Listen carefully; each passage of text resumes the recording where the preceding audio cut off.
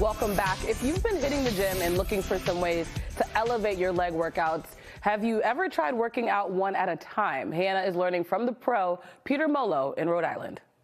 Peter, you're going to walk us through all the good stuff today, unilateral movements. Yep. So unilateral training is really important. Helps with stability, balance, improving core strength, and it also exposes imbalances. And that's what we need. Sometimes we don't know what we need, and this is a good way to find out. But this is something that you're incorporating into a bigger workout plan, right? Yeah, weekly regimen. Yep. Weekly regimen. I love it. All right, so you're going to take us through 3 movements, and we have some help from Adriana here. So we have Adriana here, longtime friend and client. All right. First exercise we're going to do is Bulgarian split squats. Okay. So the setup is really important with this. So if you don't have a split squat pad at home, you can use a chair, a step, a bench if you're at the gym. Either way, make sure the top of your foot is on that pad. You don't want too much of your shin because that's going to decrease your range of motion. Got it. Rear delts are engaged at the top. You're not going to sag your shoulders forward. And your shin, if you notice her shin right here, totally vertical, 90 degrees, all right?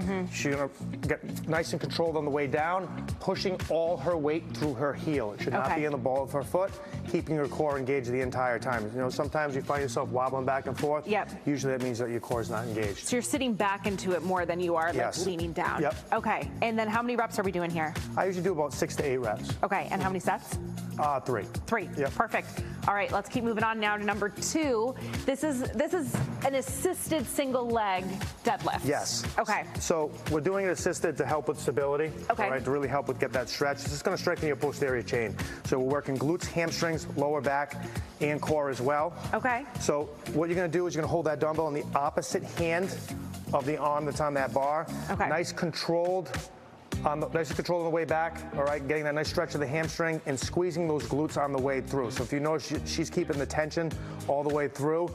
We're not locking our knee, but we're also not bending down to lose that tension. This dumbbell is going to cross in front of that shin, keeping it closer to the shin. Again, nice and controlled, core engaged, upper back engaged as well. Okay, and this arm's really not doing much other than just supporting her. Just supporting her. Okay.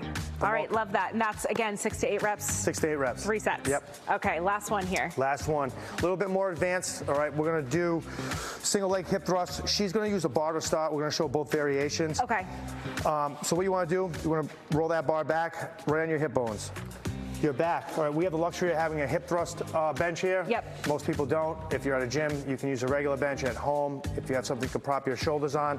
Either way, your lower scapula needs to be on that pad. You don't want to be too far forward. Okay. All right, weight should be through your heels. Lift up on both feet. One leg is lifted. She's going to control on the way down. Okay. Pushing through her heel, making sure you get full extension of the hips. Okay. All your weight should be through that heel. Great exercise to strengthen your glutes through hip extension. If this is too hard, if you can't get all the way up, she's going to roll that bar out, and we're going to do the same thing body weight. That's a great way to practice. Same deal. And she's not going all the way down. You're not sitting on the ground at any point. You're staying engaged that whole time. We're keeping that tension, pushing through that heel, shins vertical. You don't want to make sure it's not too far forward or too far back. Lower scap on that pad. Chin also very important. Her chin is tucked. If it's too far back, it will affect the range of motion of your torso. Interesting. All right. Well, Adriana, thank you. Yeah, we're making you work today. Peter, thank you so much. You're welcome. Thank you.